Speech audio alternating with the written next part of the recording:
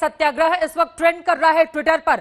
अलग अलग social media platform पर आप जाएंगे तो आवाज अपनी बुलंद की है इन छात्रों ने। इसी वजह से बहुत ज्यादा जरूरी हो जाता है कि हम उन छात्रों को सरकार तक पहुंचाएं, क्योंकि ये वो छात्र हैं जो अपने भविष्य को लेकर लगातार परेशान रहे हैं। जूम के जरिए देखिए कुछ छात्रों को इस वक्त अपनी बड़ी सी टीवी स्क्रीन के जरिए हम जरूर दिखा रहे हैं, लेकिन हजारों की तादाद में छात्र इस वक्त हमारे साथ जुड़े हुए हैं अलग अलग सोशल मीडिया प्लेटफॉर्म पर। लेकिन जूम के जरिए जो छात्र अपनी बात हम तक पहुंचाना चाहते हैं, जल्दी से कुछ नाम जैसे अभिषेक हमारे साथ दिखाई दे रहे हैं, अभिनव है, उत्कर्ष है, नेहा हमारे साथ दिखाई दे रही है, आयुष जैन भी है। लेकिन सबसे पहले तान्या, मैं आपका रुख करते हुए किस तरह से आप अपनी आवाज बुलंद करेंगी? तान्या, क्या कहना चाहती हैं सरकार से? आप किस बात की परेशानी है जो आपको लगता है कि सरकार आप लोगों की बातों को सुन नहीं रही है? तान्या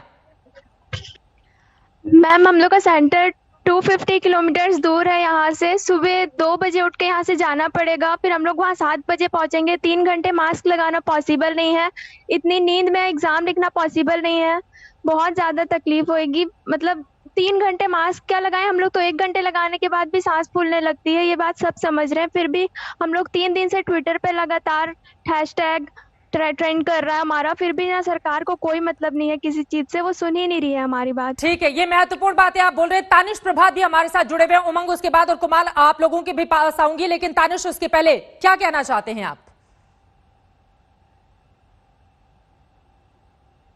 तानिश अपनी बात रखें। Hello, please. हाँ जी, मैं ये कहना चाहूंगा कि जो मई का जो मंथ था, जब हमारी पहले नीट होने वाली थी, तब लगभग हमारे कंट्री में 1000 जितने केस थे। तब हमने पूरी तरह लॉकडाउन लगा दिया और नीट की एग्जाम कैंसिल कर दी। अब जबकि मैम देश के इसमें रोज 70,000 केसेस आ रहे हैं, तब आप एग्जाम कंडक्ट कराना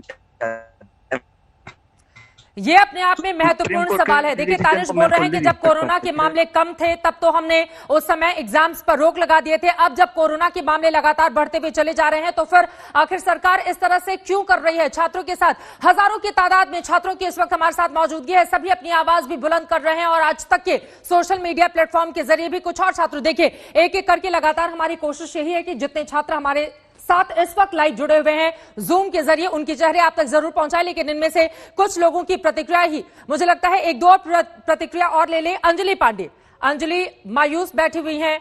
अंजलि, क्या कहना चाहती हैं आप?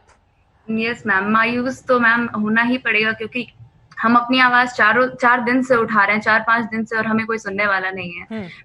आज फाइनली हमें मौका मिला, ये चीज बहुत खुशी की है। और मैम मैं बस यही कहना चाहूंगी कि हम पोस्टपोनमेंट चाह रहे हैं, हम नहीं चाह रहे हैं एग्जाम कैंसिल हो, क्योंकि गवर्नमेंट का ये कहना है एग्जाम कैंसिल हो जाएगा तो बहुत फर्क आएगा एकेडमिक ईयर पे। पर हम तो कैंसिलेशन चाह ही नहीं रहे ना, हम ये चाह रहे हैं 2 महीने बाद हो, ताकि जो बारिश हो, जो इलाके बाढ़ ग्रस्त हैं, आज वो कम से कम वहां बाढ़ ना हो, वहां आने जाने में दिक्कत ना हो लोगों को। और यही है मेरा पॉइंट। हाँ, अंजलि पांडे ने अपनी बात रखी और ये देखिए हजारों की तादाद में छात्र हमारे साथ मौजूद हैं, लेकिन कुछ चेहरे, चूंकि तकनीकी भी अपनी एक क्षमता होती है, कुछ चेहरे जरूर हम आपको इस वक्त दिखा रहे हैं, लेकिन उनमें से ज्यादातर का यही कहना है कि सरकार की ओर से ये जो फैसला लिया गया है एग्जाम कराने का, वो पूरी तरह से गलत है। जैसा कि आप देख पा रहे हैं, विकास शर्मा भी हमारे साथ है, स्वास्थ्य भी हमारे साथ है, कुणाल कुमार भी हमारे साथ, उमंग वालिया भी आपको टीवी स्क्रीन पर दिखाई दे रहे हैं। कुछ और छात्रों की राय मुझे लगता है कि इनमें से ले लेनी चाहिए। नीरज अग्रवाल भी हमारे साथ जुड़े हुए हैं, प्रभव गुप्ता भी हमारे साथ जुड़े हुए हैं, यश मिश्रा को भी आप टीवी स्क्रीन पर देख रहे हैं। दरअसल ये तमाम वो छात्र हैं जो लगातार अपनी बातें सरकार तक पहुंचाने की कोशिश कर रहे हैं। जब सरकारों ने इनकी नहीं सुनी तो फिर हमारी ये कोशिश है कि इनकी आवाज को सरकार तक हम पहुंचाएं। वैभव शर्मा, वैभव सबसे पहले अब आपका रुख करते हुए, वैभव क्या कहना चाहते हैं सरकार से? आप किस तरह की परेशानी है जिसको, जी अपनी बात रखें वैभव। बहुत ज्यादा सिचुएशन खराब है, काफी केसेस आ रहे हैं, दिन में 60-70,000।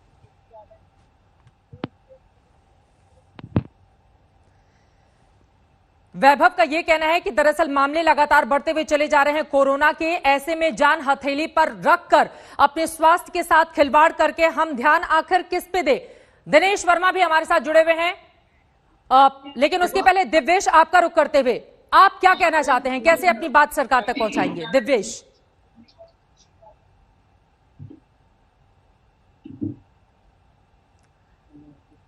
दिव्येश अपनी बात रखें। पर रखकर अपने स्वास्थ्य के साथ खिलवाड़ करके हम किस पे दे? जितने छात्र हमारे साथ मौजूद हैं उनसे ये रिक्वेस्ट है कि देखिए, आज तक सामने यकीनन आप टीवी स्क्रीन पर देख रहे होंगे और मोबाइल पर जूम के जरिए आप हमारे साथ जुड़े हैं, तो प्लीज अपना टीवी चैनल पहले म्यूट करें और उसके बाद हमसे बात करें। छाया गोयल, छाया, आप क्या कहना चाहती हैं? मैम देखिए, सबसे पहले तो मैं, छाया अपनी बात रखिए प्लीज। हाँ जी मैम देखिए, सबसे पहले तो हम ये कहना चाहेंगे कि जो एनटीए है उन्होंने कहा है कि हर छात्र को उनकी पहली प्रायोरिटी वाला सेंटर मिला है। मैं इस बात से एग्री कर रही हूँ, लेकिन मैम जो पहला सेंटर है वो ही 100-200 किलोमीटर दूरी पर है।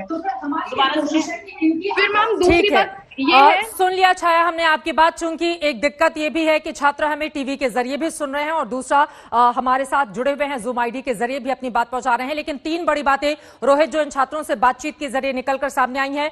पहला ये कि लगातार मास्क पहनकर वो परीक्षा कैसे दे पाएंगे फ्री होकर। दूसरी महत्वपूर्ण बात इन लोगों की ओर से ये कही गई है कि दरअसल सेंटर बहुत दूर है, ऐसे में जान हथेली पर रखकर वहां तक जाना सीधे सीधे अपने स्वास्थ्य और सेहत के साथ खिलवाड़ होगा। और तीसरी बात यह कि अभी तैयारी इनकी पूरी नहीं है, कुछ समय सरकार को देना चाहिए ताकि कोरोना काल से जब ये बाहर निकले तो बिल्कुल फ्री माइंड से ये परीक्षा देने के लिए जा पाए। रोहित, जब कोरोना का संकट काल चल रहा है तब मेडिकल और इंजीनियरिंग प्रवेश परीक्षा को लेकर हंगामा बढ़ गया है। नेशनल टेस्टिंग एजेंसी यानी एनटीए ने 21 अगस्त को जॉइंट एंट्रेंस एग्जामिनेशन यानी जेईई मेंस 2020 और National Eligibility cum Entrance Test यानी एनईईटी 2020 की तारीखों का ऐलान कर दिया है।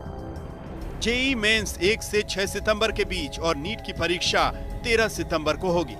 लेकिन छात्रों का एक बड़ा वर्ग और उसके अभिभावक सवाल उठा रहे हैं कि प्रवेश परीक्षा ज्यादा जरूरी है या फिर जिंदगी का इम्तिहान। उनके सवाल हैं कि कोरोना के इस संकट काल में प्रवेश परीक्षाएं कैसे कराई जा रही हैं। मेरे पापा और मम्मी दोनों ने मना कर दिया है कि अगर 13 सितंबर को पेपर हुआ तो बेटा तुमको पेपर नहीं देना है, इस साल ड्रॉप कर दो। उन लोगों के वैसे किसी बच्चे को कुछ हो गया या फिर हम लोगों किसी को भी किसी तरह से कोई प्रॉब्लम आया तो फिर उन पे रिस्पॉन्सिबिलिटी जाएगा, क्योंकि उन्होंने कॉन्फिडेंस के साथ बोल दिया हाँ भाई एग्जाम तो होना चाहिए। जेईई और नीट की परीक्षा रोकने के लिए 11 छात्रों ने सुप्रीम कोर्ट में याचिका भी डाली थी, लेकिन कोर्ट ने परीक्षाएं रोकने का आदेश देने से इनकार कर दिया।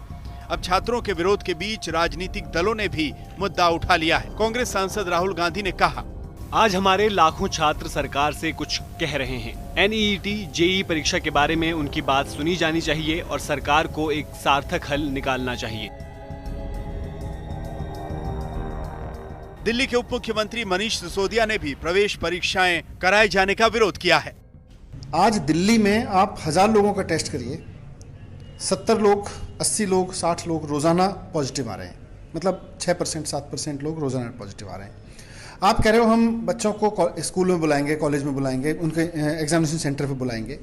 अगर 1000 बच्चे भी एग्जामिनेशन सेंटर पे आए और वहाँ अगर 50-60 बच्चों को भी पॉजिटिव हुआ, आप दुनिया का जो प्रोटोकॉल बना लीजिए वो फैलेगा। आप क्यों बच्चों की जान से खेलना चाहते हो? एक पिता के रूप में सोचिए, एक पेरेंट के रूप में सोचिए। सिर्फ एक मंत्री के रूप में सोचने से, एक एडमिनिस्ट्रेटर के रूप में सोचने से काम नहीं चलेगा। कोलकाता से मनोज्ञा लोईवाल, चंडीगढ़ से सतेन चौहान और दिल्ली से मिलन शर्मा के साथ पंकज जैन, आज तक।